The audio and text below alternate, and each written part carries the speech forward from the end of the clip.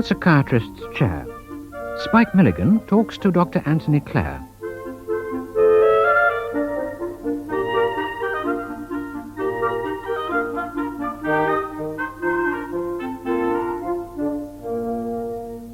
Terence Alan Milligan, Spike Milligan's full name, was born on April 16th, 1918 in India.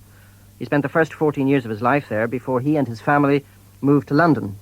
He served as a lance bombardier in the Second World War and was blown up by a shell in the Italian campaign. In 1951, his career as a comic genius took off with the BBC radio series The Goons. Some years later, his first marriage broke up, and he himself had the first of a series of mental breakdowns.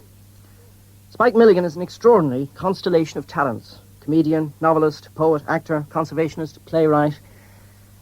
Tell me, are you a person given to musing about yourself, looking at your achievements and what's brought you to where you are? I'm very much a Hamlet, very melancholic, actually. I can't even sleep at night without trying to think of terrible things like when my first marriage broke up, and I watched the haunting face of my children who'd lost their mother, and I never quite got over that. I just can't get over it. It's left a scar on me. I know it left a scar on them, and I can't wait to keep up with trying to love them enough to make up for all those shortcomings. Were you always a melancholic person? What about your childhood, your early childhood? I seemed a pretty melancholic person, yes. I seemed to be a loner, and I think I actually took to comedy to break the monotonous relief away from myself, which was always down.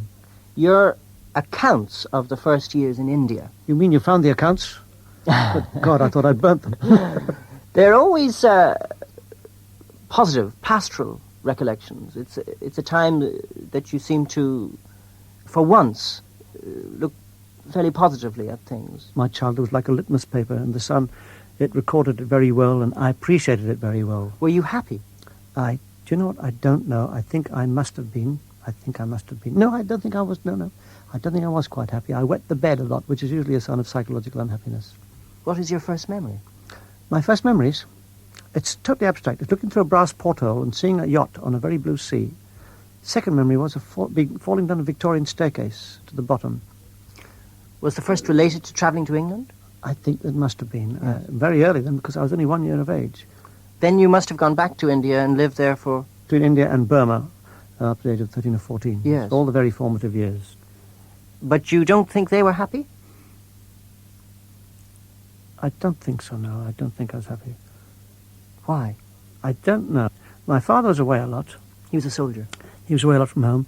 My mother was very highly strung, and not cruel, but used to beat me sometimes quite violently. And I think there was this resentment that I didn't have anybody to go to. When you get beaten by your mother, you go to your father and vice versa. I don't know, it's a mystery. I'd like to be put asleep one day and asked about it in a hypnotic trance to find out. Well, when you say your mother was highly strung, what sort of woman she was hanging from a rope from the ceiling. No, that's a joke, no. She was highly strung. I suppose she was having no sexual intercourse with my dad. She was a Catholic. She could go around with men. I suppose there's a lot of tension in that case. Was she given to depressions? No, she seemed stabilised at a hysterical level. That's sort of it was. I mean, were you frightened of her? A little bit, yes. A little bit, yes, I was. You had a brother? No, she had a brother. She had the brother. Yes, quite. I'm taking it right now. I rephrased that. Thank you very much. She had a second son. Yes, she did. Yes. Desmond Patrick, yes. Born in Rangoon. Now, was he very much younger than you? 8 years, about 8, 9 years younger than myself. So you were, for all practical purposes, you grew up as an only child? Yes, yes. What was your schooling in India like? Well, my mother, once again, tried to keep me away from the realities of the world, which was going to turn me into a neurotic. She sent me to a girls' school, a convent, which is very, very nice. It's a female society all the way around me. I was being nurtured into a very gentle society, and the world wasn't like that. And I was reasonably happy. I had some traumatic experiences. I mean, I ran away because I'd fallen in the mud in the playground once.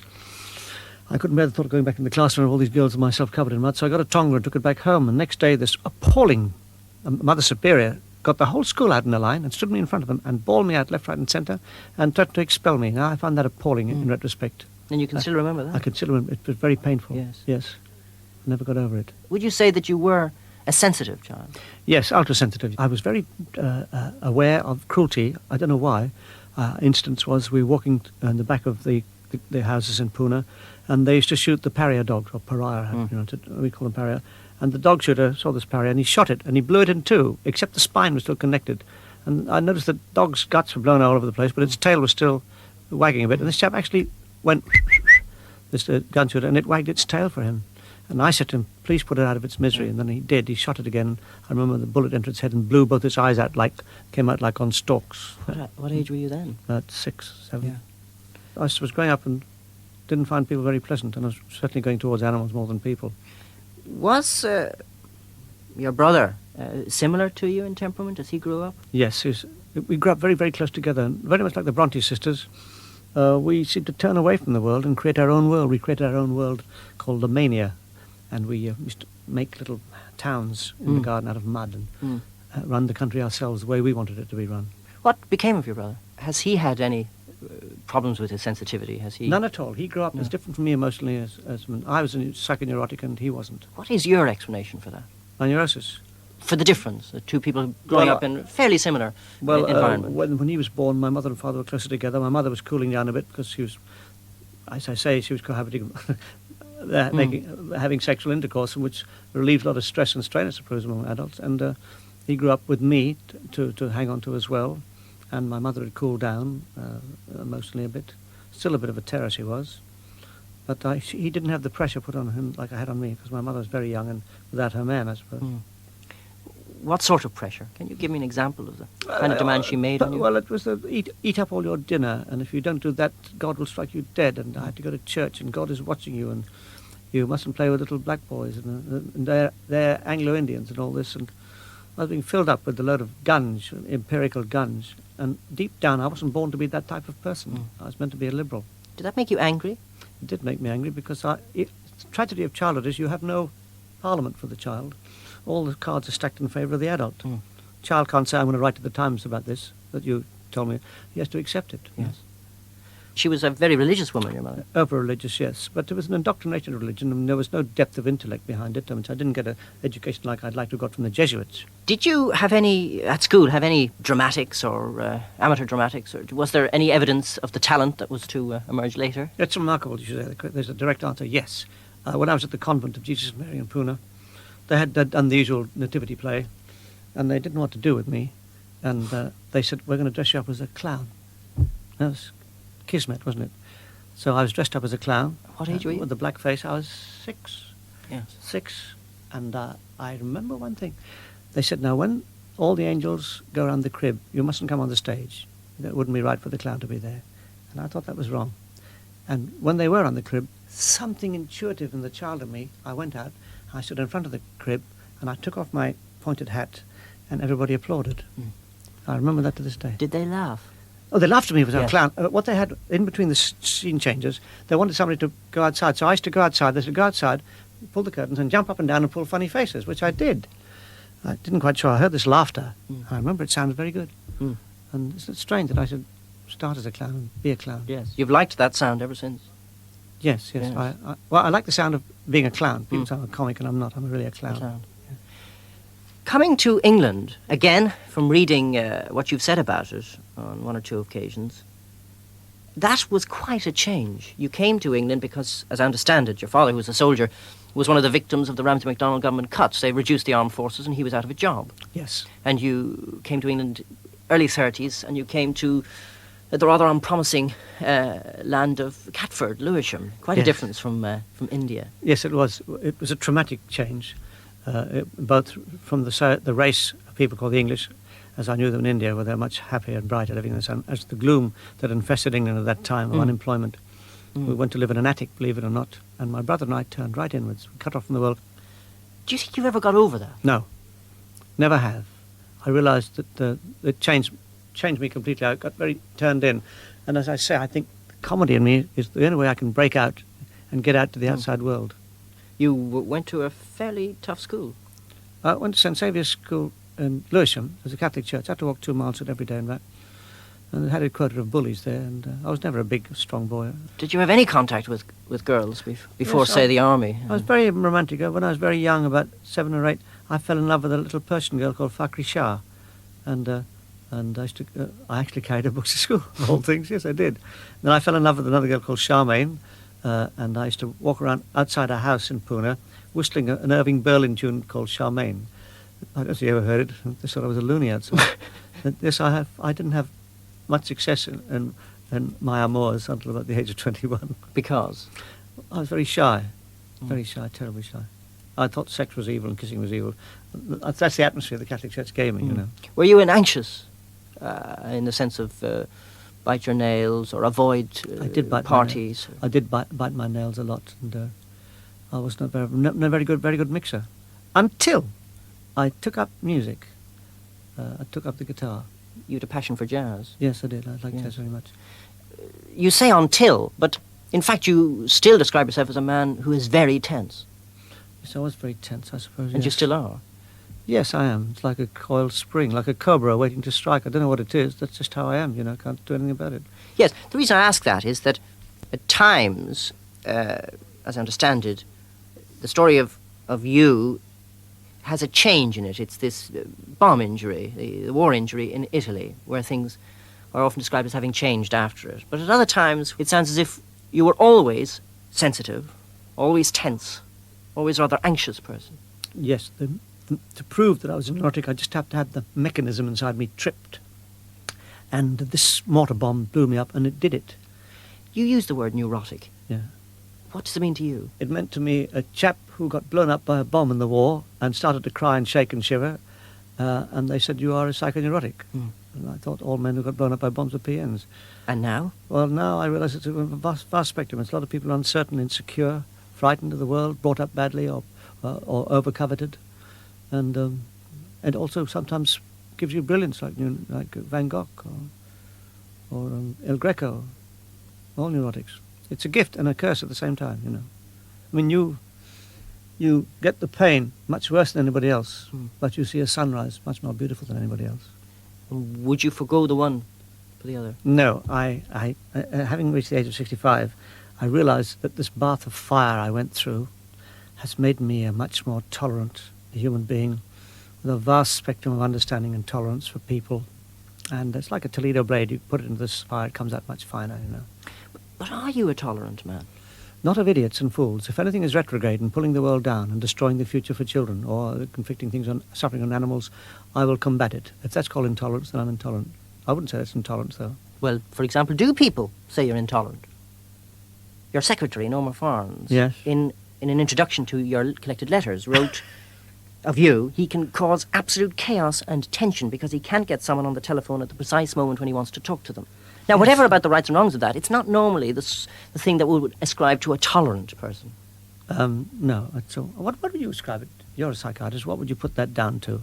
Your house is on fire, and you can't get through to the fire brigade, and you're swearing. But that's a very dramatic example. I just extended the story a little bit.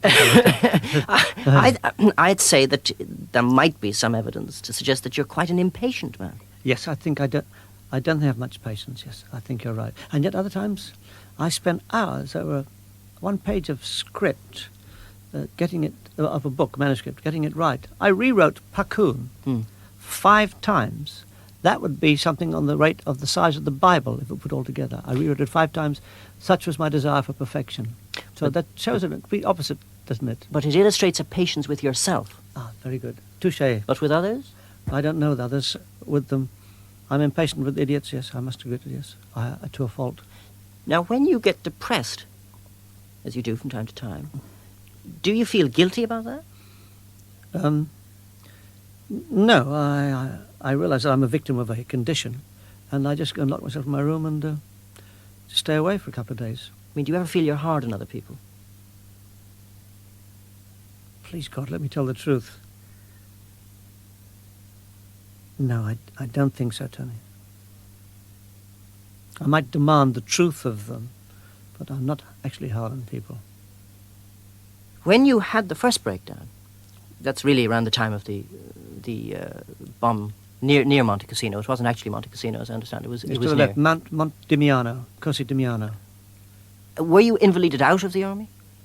No, they gave me some tablets. It was the early days of deep narcosis, which you know, but they didn't do that. They gave me some early tranquilizers, I think, which sent me to sleep, sent me behind the lines for 7 days, and sent me up to the guns. And as soon as I had the guns go, I started to stammer. Now, I don't know to this day whether I introduced the stammer myself, because having failed to get out of the army one way, I thought the stammer might do this. I don't know if I'm making this up or not, but I've always been guilty about the fact that I might have run away, and I should hate to think I did, because I didn't want to. I thought it was a just war for a just cause. Yes. And what happened then? Then, when they saw the state I was in, they took me out of the line, and I went to a psychiatrist, and he said, "I'm sorry, Mohammed." I said, "It would be dangerous for you to go up the line in this condition. He said, it wouldn't be fair to your comrades." And I said, "I see that." I said, "Will I get better?" He said, "Well, I don't know. On the whole, it doesn't seem as if people like you do." He said, "Well, we'll put you in a base camp." I went to a base camp, and I had a couple more breakdowns while I was there, and that put paid to me. I did try to get back to the regiment, though. I wrote to the major, but they wouldn't have it. What I understand now, you can't have deaf people in the firing line. Did you feel a sense of failure? Oh, yes, and the major stood me up and said, "You're a coward." And that was an appalling thing to say to a man. There's no crime in being a coward, mind you. But I didn't think I was a coward, inasmuch that I'd been in action all through the North African campaign, and all the way up to Casino. If I'd been a coward, I'd have run away the first day, wouldn't I? Tell me that. Yes, I think that's so. true. Well, I think I just run out of steam, that's all. It said it, I just want to hear your view of it, that the Goons was a turning point in your life. Oh, yes, it gave me some money for a start. I didn't have much money. And I didn't really exploit the Goons, but I was very happy letting go with Flights of Fantasy, which were being mouthed by two men who I thought were superb performers, and I've never had the like of them to work for me since. They were? Harry Seacombe, Peter Sellers, and Michael Benteen. You got married around this time? Yes, I did. Actually, I was mad. The girl proposed to me. She said, "Will you marry me?" And I thought, I didn't want to disappoint her, so I said yes. Had you known her long? Oh, I'd known her about a year. I think it was physical love, though. She had big boobs, and I didn't. What age were you then? It seems like the Stone Age from where I'm standing now. I was about 33, I think. But in fact, that marriage lasted, several years anyway. 5, 6 years, yes. And I was impossible. My neuroses was appalling. I was so insecure, I was blaming for everything, you know. And she just couldn't take any more of it. The girl was absolutely right. She was just a nice girl. What, you mean you were impossible? I was impossible, yes. But I was ill. I wasn't consciously. I was ill and impossible. In what sense? I was intolerant. I'd say, "Don't spend so much money. Don't do this and don't do that. And where have you been? And why is my dinner ready?" It was appalling. I was screaming at being alive, in fact. You were writing scripts for the Goons? Oh, yes. And that was a great pressure until midnight. It really destroyed me. It destroyed my marriage, I suppose, the Goon Show. So people said, "Maybe it did make you happy." I said, "No, it didn't make me happy, the Goon Show, no. It was a disaster. It lost my children their mother. It lost me a wife, who was a very good person. And the scar is unbearable deep, especially with the children. Because? They blamed you? Well, children are wonderful. They don't blame anybody. But I could see, I was looking at some photographs I'd kept, and I suddenly looked at these faces around that time, and I flipped the pages, and I suddenly thought, my God, how unhappy these children were. And I couldn't believe it. I thought, what a terrible thing for adults to do to children. Why do you use the word ill about that time? I was ill. I wasn't normal. I was abnormal. I was very strange. I was very strange indeed. I was mentally ill. No two ways about it. I shouldn't have been working. But I had to hang on to this job. It was a very good job. And I went in and out of mental homes about once every 6 months. But at this time when you say you were ill, you were turning out classic comedy material. It's amazing, yeah. It was amazing. Could you have done it if you hadn't been ill? I must have... It's a strange thing you say this, Tony. The best scripts I wrote were when I was ill. I've just recalled these. The ones that I wrote best was when I was ill. There's a mad desire to be better than anybody else at comedy. And if I couldn't do it in the given time of 8 hours a day, I used to work 12, 13 and 14. I did. I was determined. There was a time when I was positively manic. What about other symptoms? I was 4 foot above the ground at times, talking twice as fast as normal people, like this, gripped with this great fervour to write this stuff and to hear them do it every Sunday. I couldn't wait for them to do it, to hear how it sounded. Because it acclaimed. When it went down, I thought, I've done it. Then I had to go and start it all over again. That was the awful part of it. But there was a sensation of being high. Oh, yes, God, it was. And when I, in retrospect, look back at it and I think, was that really me? Was I 10 foot off the ground all the time? And I was.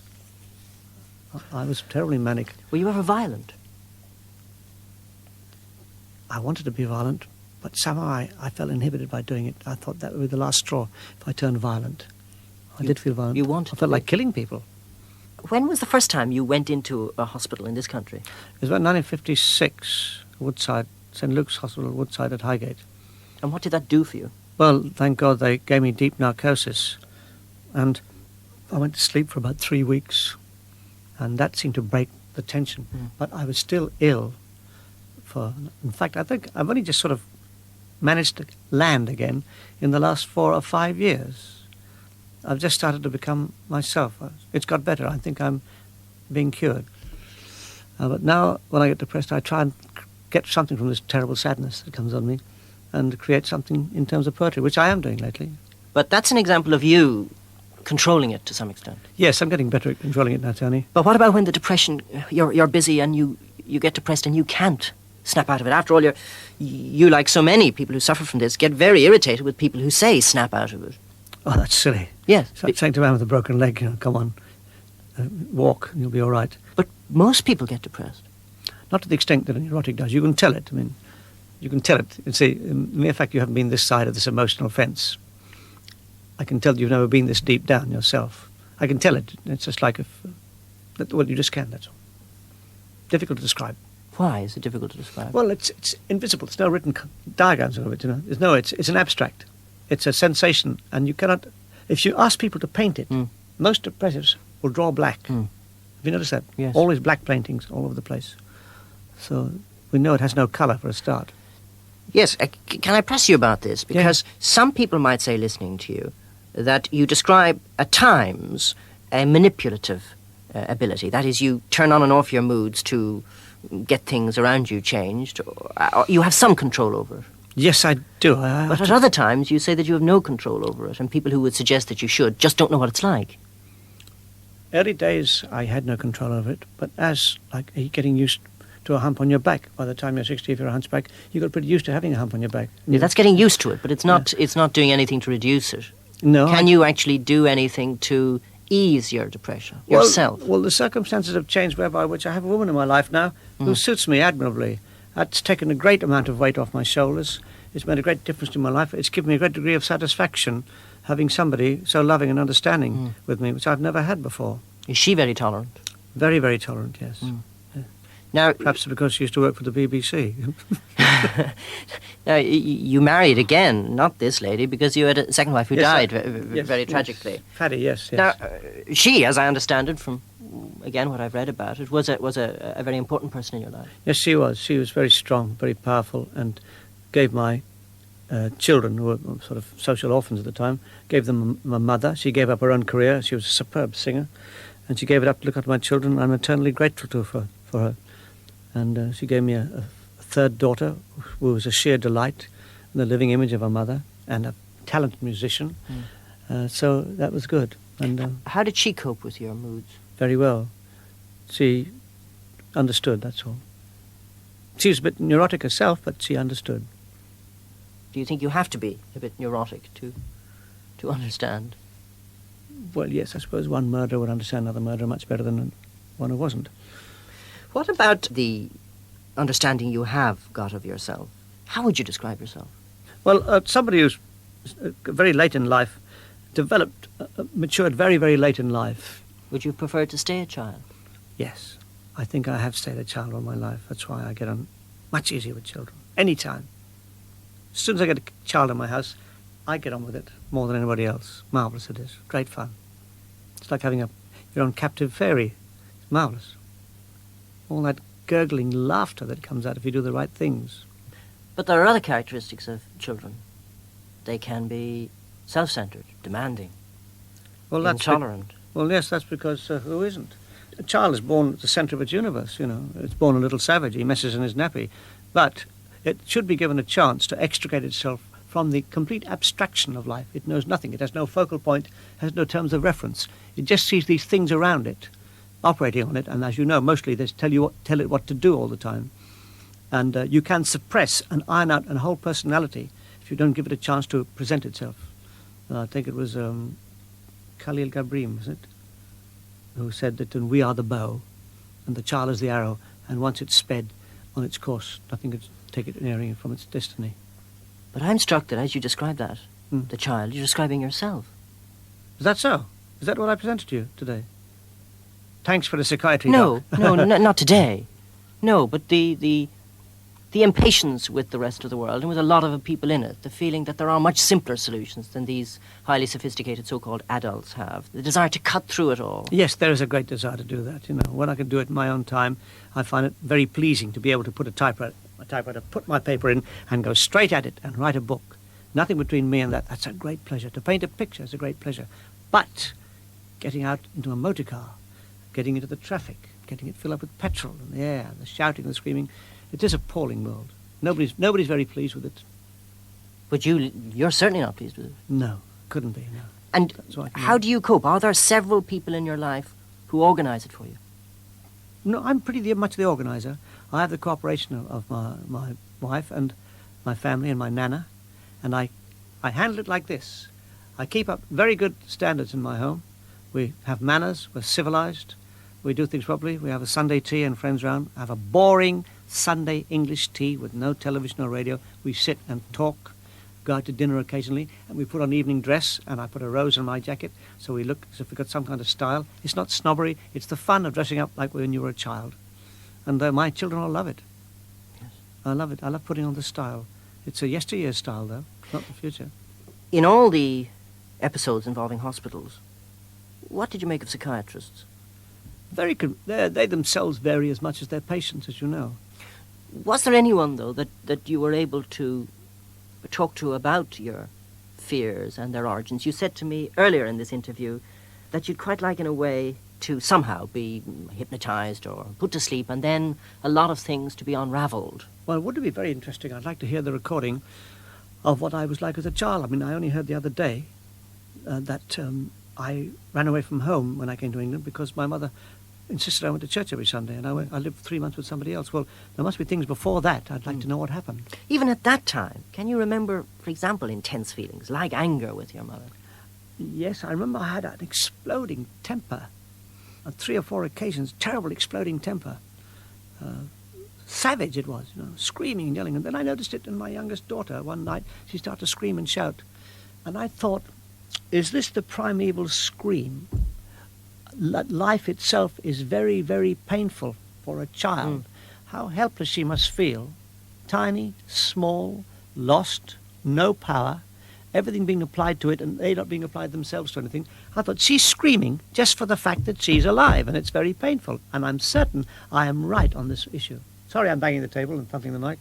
There is, in some of your poetry and in things you say about making people laugh and so on, a remarkable harkening back to childhood. For instance, you wrote in 1959 a poem entitled Indian Boyhood, Yes. which goes, "What happened to the boy I was? Why did he run away and leave me old and thinking like there'd been no yesterday? What happened then? Was I that boy who laughed and swam in the Bund, which is a canal in Pune? Is there no going back, no recompense?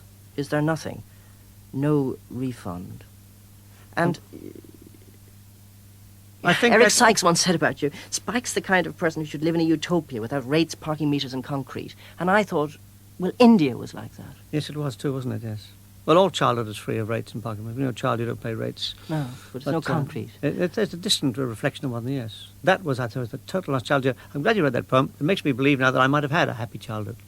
Because it's yearning for it there, isn't it? Yes, there Yeah, is. I sense in your view of laughter that it is that you associate very much humour with something childish, in the best sense of that word, with something... Well, there's always been a child running through my head laughing all through my life, all the time. But I just don't seem I can get old. Not old enough to get away from it. I seem to be always... I have a childish... What's the word? Childish charisma inside me. And I love it. Does it get you into trouble? No. It gets raised eyebrows, you know what I mean? I suddenly talk to somebody in the street right off the cuff, they look surprised. I mean... If a child said it, hello, they would smile and down and say hello.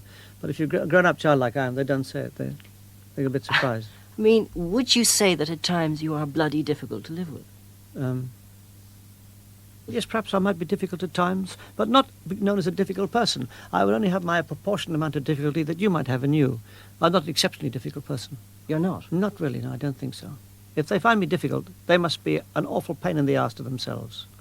Why are you so frightened of being thought of as bloody difficult? That's a very good question, I suppose, because I want to be a decent person. I don't want to make life painful for people, because a lot of people made life painful for me. I know how bloody awful it can be to have a painful life. And I try to avoid that. In essence, as I said, I never struck my children. You mean it would be very difficult for you to cope with the notion that, despite all your efforts, you fail on occasion? Well, it's very bad for me to imagine. I'm not saying I'm a prophet or an apostle or a disciple or a saint, that I set my sights on some kind of humanity which doesn't exist at this moment. It would be on the utopian scale. That's what it is. And to think then that I was reduced to being just an appalling person, I think, well, what kind of message am I trying to preach when I myself am committing the very crimes that I'm trying to tell people I don't want committed? That is to be a difficult person. So yes, but I didn't say were you a difficult person. I said were you at times a difficult person. I did say at times, but I apportion it as much as you would be difficult and anybody else would be difficult. For example, you said in an interview that before your nervous breakdown, I don't know whether this is true or not, but you said before a nervous breakdown you'd been quiet and gentle, but afterwards you'd had to become tough to survive. I did, that's so true, Tony. Tough people are at times tough to live with. To survive in the business world, as you say, you've got to be tough. Well, won't you hurt people? Well, I'll have to make an example. I spent an hour 3 nights ago trying to catch a moth at 1 a.m. and to put it out the window. I don't know where that puts me. That won't wash, because I'm sure there are many examples you can give me of your decency. And at Yes, the moment, I'm not pursuing your decency. I'm trying to give pursuing my that. credentials. Yes, I suppose, yes. I'm all for this cross-examination. I find more about myself. Yes, I was just wondering where I was at then. I don't know, you see. I mean, I don't know. I wish I could walk on the water. There's linked with that is a view you have of life. I seem to be reading all your poetry, but I was again struck by another poem. It's much shorter. And again, I'll read it if I may. Please. It's, I can't remember the name of it, I'm afraid, but it goes... Call it Eric. The new rose trembles with early beauty. The babe sees the beckoning carmine. The tiny hand clutches the cruel stem. The babe screams, the rose is silent. Life is already telling lies. Now, in addition to being an interesting insight, that is a vision of life as essentially a betrayal. It lets you down. That's very good, Tony. 100 marks for that. Yes, I liked it. But It is, you're dead right. I'm just trying to agree that you're dead right. Life does let you down, doesn't it? Is- I mean, there's no rehearsal for it. is that what makes... There's only one performance, and you never have a rehearsal. So you can never give a good performance. You think most people have that view of life? Um, Or is it a particular Milligan perspective? I don't know. I presume that a lot of people in the third world today are finding life very, very cruel. And But no, here? I would say it's cruel to hear them and say, when little children are beaten to death, I mean, we've had 39,000 cases of beatings of children this year. It's a cruel life, yes. It is a bloody cruel life all the way down the line. And the people seek release these days in sex or alcohol, drugs or discos, because the life is very painful. You have a temperament such that were you to read something about a really distressing event, it turns the hair in your head. It does, unfortunately, alas. But I'm glad. It makes me very angry. Yeah. And then it generates that sort of anger you need to do something about it. I mean, I just heard about a family, just by chance, who had let a dog die in a garage a month ago, and they'd been forbidden by the court to have a dog. And I've discovered they've got another dog. So immediately I wrote to the police in Berkhamsted. But if I hadn't got that anger in me, I wouldn't have done it. A lot of people let it slide, and it's a tragedy of life to let something slide. That's appalling. Some people are frightened by cruelty because it attracts. And some people ignore cruelty. I mean, in the papers yesterday, a girl of 17 screamed her head off in a block of flats whenever it could hear, and she was killed. And the police said they were stunned that nobody came near them.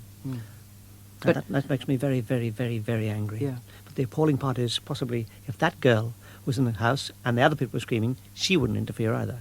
So that puts the human race on the line when it comes to laughingly called being human. And if that girl screamed in the house, I'm not asking you what you'd like to do, but do you think that... I wouldn't hesitate. Without a doubt, you know that about yourself. It'll be the end of me one day because I'll get involved in something that I can't handle. I mean, I'll rush across to a punch-up or something to try and save somebody. I might get killed myself, but that's the way it goes. If you were to pinpoint something about yourself that you dislike most, what would it be? How many hours have we got for this now? God, that's a wonderful leading question. I would like to say I plead guilty but insane. Perhaps that's what you do when you ask it. You plead guilty but insane. That's a very good question, Tony. I'm trying to think this. Going to sound as if I'm ego plus. I can't think of anything particularly at the moment that I wish to God I could. Being, yes, I suppose, being ungenerous to people who can't match me mentally, I suppose. I dismiss them too easily. And then I have resentment about it, of course. I always have terrible resentment about it. That's why I think I try to help people who are handicapped mentally. I think, because I think basically I would like to walk away and say, oh, that's the throw of the dice in life. I think maybe that's what I'm doing. I don't know, Tony. I don't know. Truly, I don't know.